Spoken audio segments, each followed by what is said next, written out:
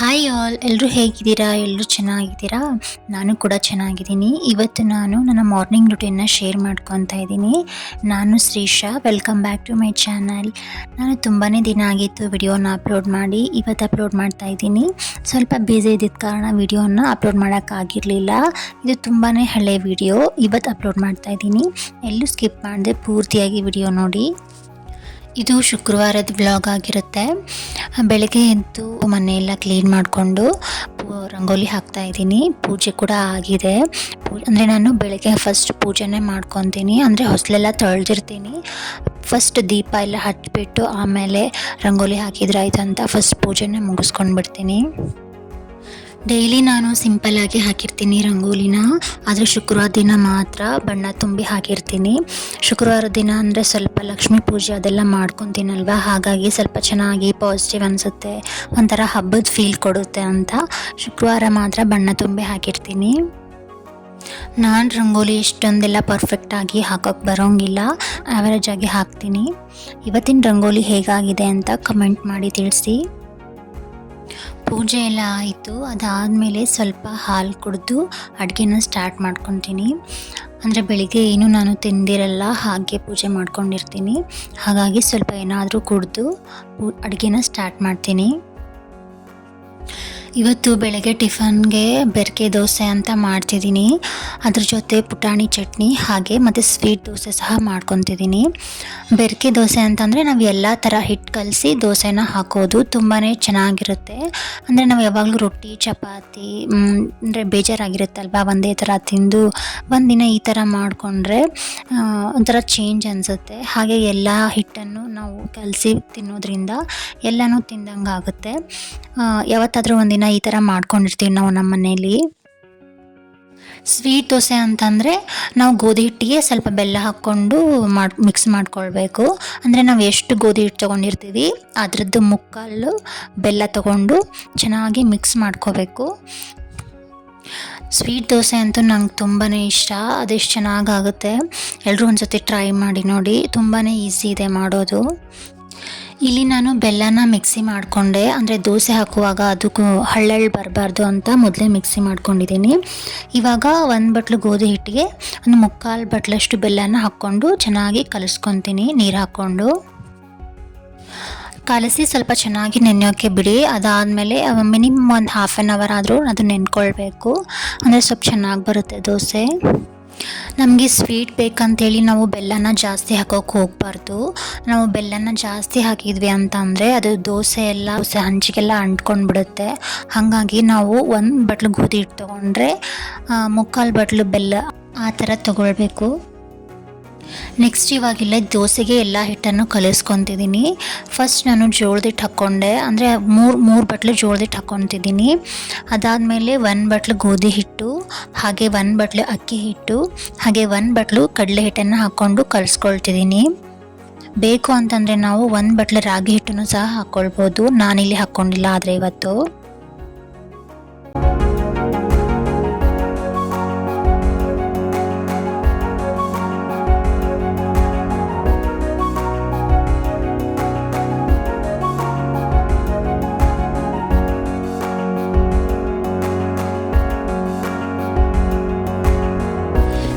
ಹಿಟ್ಟು ಹಾಕಿ ಸ್ವಲ್ಪ ಉಪ್ಪು ಹಾಕ್ಕೊಂಡು ಚೆನ್ನಾಗಿ ನೀರು ಹಾಕಿ ಕಲಿಸ್ಕೊಂಡು ಸ್ವಲ್ಪ ನೆನೆಯೋಕೆ ಇಡ್ತಿದ್ದೀನಿ. ಇದನ್ನು ಸಹ ಅದು ನೆನೆಯೋಷ್ಟರಲ್ಲಿ ಇದಕ್ಕೆ ಚಟ್ನಿನ ಮಾಡ್ಕೊಂಬಿಡ್ತೀನಿ.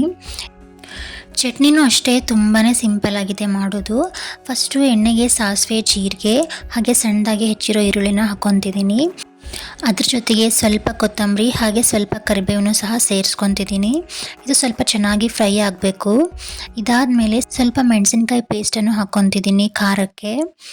ಇದಾದ ನಂತರ ಸ್ವಲ್ಪ ಅರಿಶಿನ ಪುಡಿ ಹಾಗೆ ಸ್ವಲ್ಪ ಉಪ್ಪನ್ನು ಸಹ ಸೇರಿಸ್ಕೊತೀನಿ.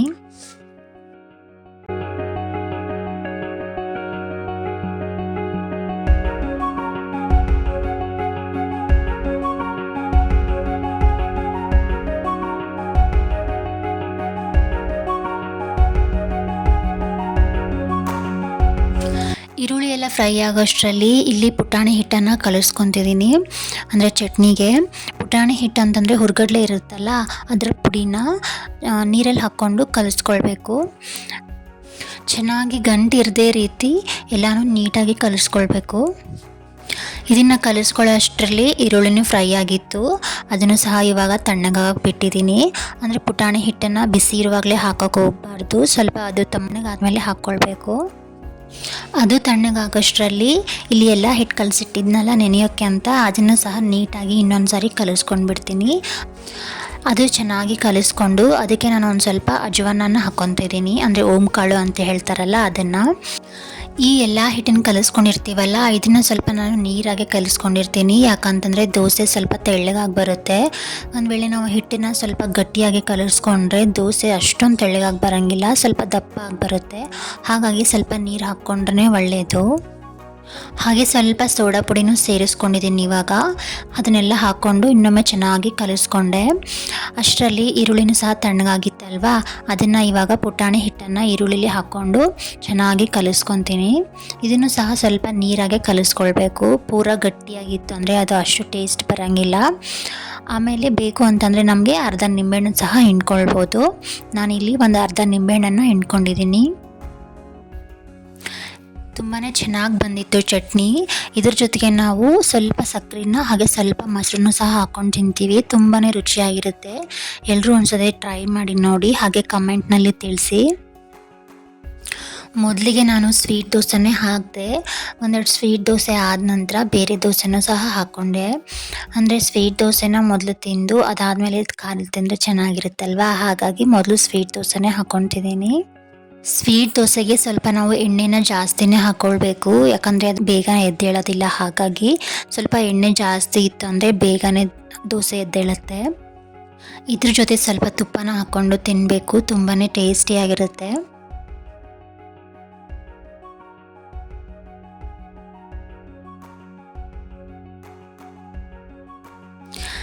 ಸ್ವೀಟ್ ದೋಸೆ ಹಾಕಿದ ಮೇಲೆ ಇವಾಗ ಎಲ್ಲ ಹಿಟ್ಟು ಕಲಸಿದ್ನಲ್ಲ ಬೆರಕೆ ದೋಸೆ, ಅದನ್ನು ಹಾಕ್ಕೊತಿದ್ದೀನಿ. ಈ ದೋಸೆಗೆ ನಾವು ತುಂಬ ಎಣ್ಣೆಯನ್ನು ಹಾಕೋದು ಬೇಕಿಲ್ಲ. ನಾವು ನಾರ್ಮಲಾಗಿ ದೋಸೆ ಮಾಡ್ತೀವಲ್ಲ ಆ ದೋಸೆಗೆ ಹೇಗೆ ಹಾಕ್ತೀವೋ ಅಷ್ಟೇ ಎಣ್ಣೆ ಹಾಕಿದರೆ ಸಾಕಾಗುತ್ತೆ.